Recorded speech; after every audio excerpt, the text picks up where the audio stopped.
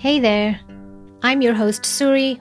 Welcome again to Doing Things on Purpose, the podcast that empowers women to take charge of their time, health, relationships, and money by doing things on purpose.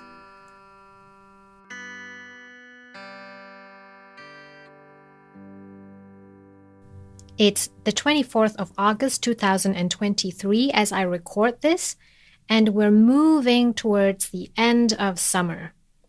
Last week was the back-to-school week here in Winterthur, Switzerland, so I apologize for not checking in as I meant to. As many parents, back-to-school week tends to be a super busy time. We're pressing reset and taking stock of the new class schedule, the extracurricular activities, preparing our kids for it as well so they know what to expect, and making sure that they have everything they need and that they get to bed at a reasonable time again. On a personal note, for me, on top of all of that, one of my daughters will celebrate her 11th birthday this weekend, which will be re-celebrated next week with her friends, so there's that to plan. And then my two preteen kids are becoming more independent and challenging me in new ways that I felt a bit underprepared for, so I've had to slow down and take some time to get grounded again. For my ongoing learning, I have 2 books and 1 audiobook that I've half read and want to finish. I'm in the process of completing an active listening course and considering joining another course to develop my skills further. And last but not least, I've taken some time to review our family's investments in the stock market and finally decide on what to do with that bit of extra cash that we have on the side to put into the market before the autumn rolls in. By the way, I will definitely share more about our investment strategy if you're interested in a future podcast episode.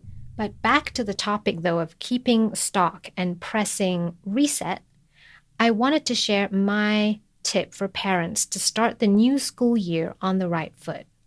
That is to set aside half an hour or so to sit down with all the information that you have to sort out, such as the class schedule for each of your kids, the list of special events for that semester, any information you've received from the different clubs or extracurricular activities that your child might be enrolled in this year. Just sit down with it and do these 3 things.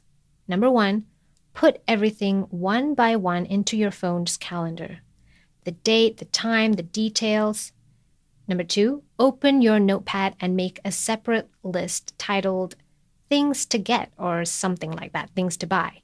Write down any missing items you need to buy, like new gym shoes, an apron for the arts and craft class, a new book for music class, and so on. Number 3, set alarms on your phone to help you keep track and not run around like a chicken with its head cut off. Choose a nice music or tune for when you have to get up and exercise, for instance, when to wake up the kids, when to ask them to put on their shoes and leave for school, on which days and at what time do they need to leave for after-school activities, and what time do you need to leave for work if you do. You get my drift. This has helped me so much to free up not just my time, but the mind space to focus on other things. You won't need to glance at the clock every few minutes to make sure that none of you are running late. It's just something I'm offering for you to try to help you take stock, reset, and start the new school year on the right foot. If you want more tips about managing time and your schedule from me, check out my website under the resources section at suristahel.com/time.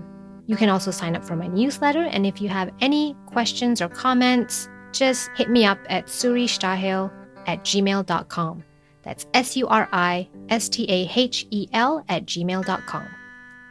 Thank you so much for tuning in. This is Suri on Doing Things on Purpose. Please remember to subscribe, share, and rate this podcast 5 stars on Apple Podcasts if you like it. It really helps. And I'll catch you next time.